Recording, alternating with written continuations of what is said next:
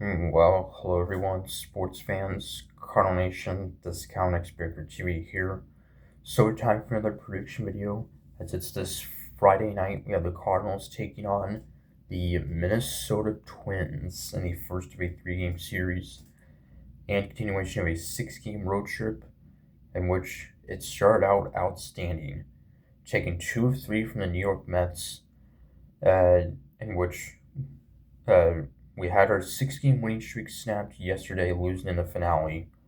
Uh, disappointing we could not get the sweep, but we nearly attempted another comeback. The Mets came back from their own and got the win against us 5-4 in the finale, uh, in which all four of our runs came on home runs, all within the first two innings. So, but what a series that was, really. Shutting them out on Tuesday, in which Dustin May went 6 scoreless innings. Jordan Walker had a key 3-run homer. And then on Wednesday, winning 9-2, Andre Palante had an outstanding outing, only giving up 2 runs, which were both on one swing on a 2-run homer. And yeah, so it's just an outstanding series.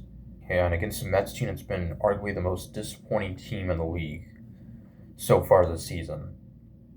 And here you're facing a Minnesota Twins team that is in third place in the AL Central, behind the Cleveland Guardians and the surprising first place now Chicago White Sox.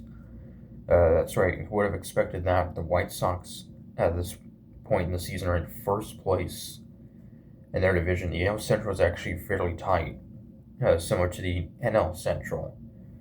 And yeah, the White Sox, along with the Cardinals, maybe two of the most surprising teams in baseball this season.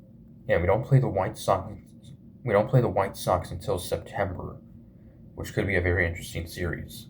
So, this is a Twins team that, well, last year at the deadline had a very busy trade deadline, getting rid of most of their veteran players.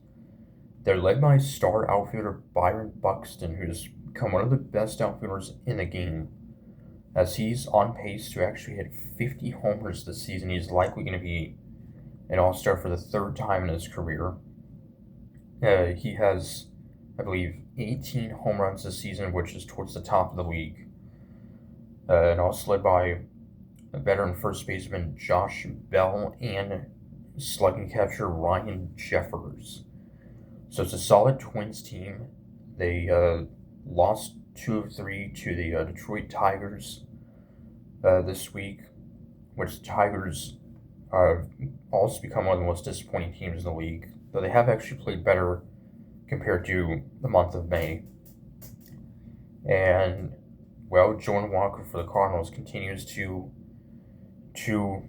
rake. He has already now has a career high in home runs and RBIs, and making his case to potentially be an all-star starter, which is just a pretty incredible. So in the pitching match for Game 1 Friday, the Cardinals will send Kyle Leahy to the mound against Twins ace right-hander Joe Ryan, who was an all-star last season, Cy Young finalist, and well, is towards the top of the league in strikeouts. It'll be a tough matchup going up against their ace pitcher. But they have a lot of youth on this team, the Twins do, similar to the Cardinals.